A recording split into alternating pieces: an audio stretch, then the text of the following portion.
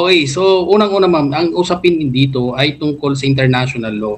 So, 'di ba, pag pinag-uusapan natin ang international law, it really pertains to our adherence, okay, dito sa mga international agreement that we have entered into.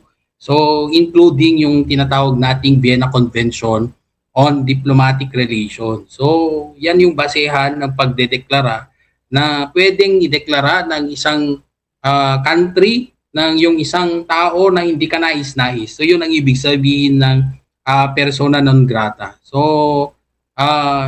kung ikaw ay dineklara na persona non grata, so meaning hindi ka kanais-nais na isang individual na tumira sa isang country like the Philippines. So nakapaloob yan sa Article 9 ng ating Vienna Convention na pwede niyang ideklara na sa tumatanggap na estado gaya ng Pilipinas na ang isang diplomat ay consider niyang persona non grata. So, although nakapaloob din dito sa Article 9 ng ating Vienna Convention na kahit wala itong kailangang paliwanag or dahilan. But of course, ngayon, di ba, merong usapin ng away tungkol sa West Philippine Sea.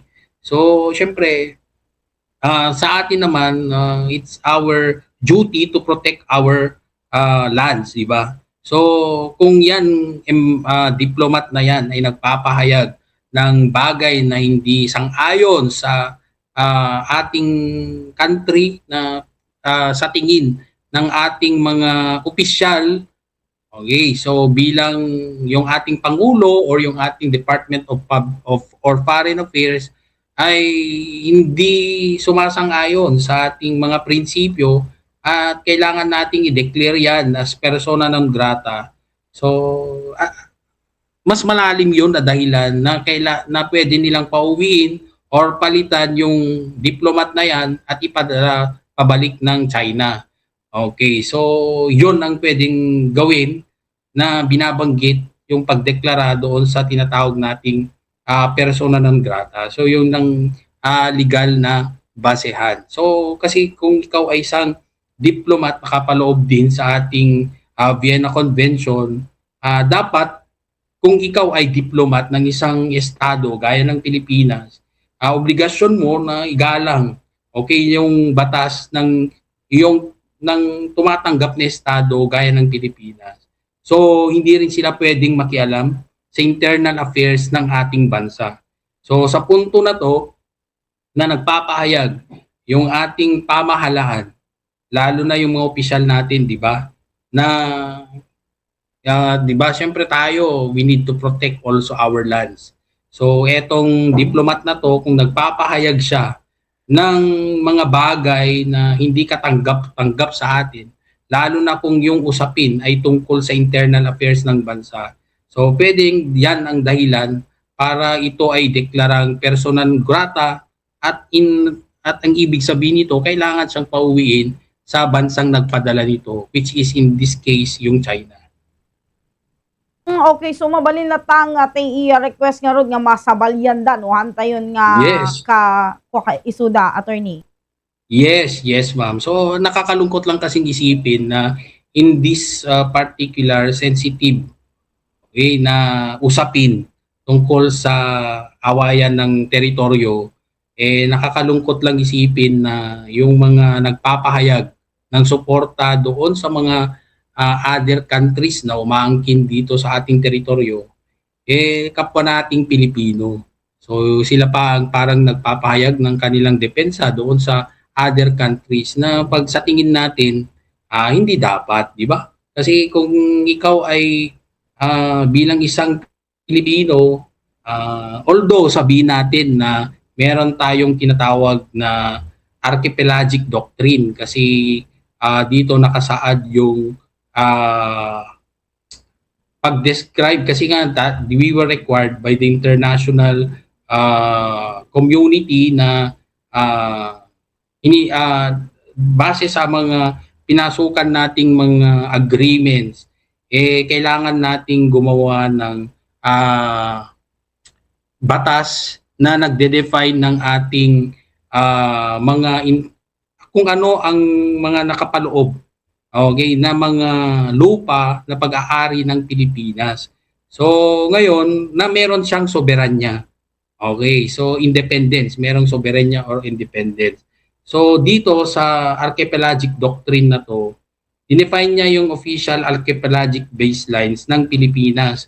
Unfortunately, syempre doon sa paggawa ng archipelagic doctrine, hindi na-include yung islands ng West Philippine Sea, di ba? Nandun, yung mga Spratly Islands na kung tutuusin, when you look into the history, di ba?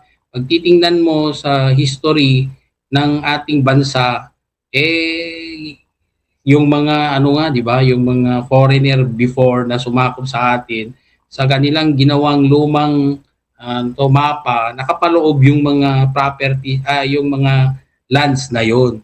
And another thing is that yung mga land na yon ay meron na ring mga Pilipinong nakatira. So ibig lang sabihin na there is what we call occupation. Okay, so meron tayong occupation with these lands na sana di ba? Yun na yung magpapatunay na tayo ang mas naunang nagmamay-ari doon sa mga islands na yun. Kaya lang, moving forward, di ba, nung nagkaroon ng archipelagic doctrine na pinasa sa Pilipinas, hindi nasali yung mga islands na yun. And then, yun nga, it's not part of our internal waters. Ginawa lang siyang exclusive economic zone na within its 200 nautical miles. So, kung hindi yan part ng other internal it is not within our territory. So, ibig sabihin na meron lang tayong karapatan doon as an exclusive economic zone. So, walang soberanya sa atin, but then yung karapatan lang natin doon ay bilang isang exclusive economic zone lang siya. So, then that in that information that which we acknowledge, yun na yung nakapekto doon sa ownership natin over that land. Kasi doon na pumasok yung other countries claiming that particular lands to be their own. So anong ginawa nila?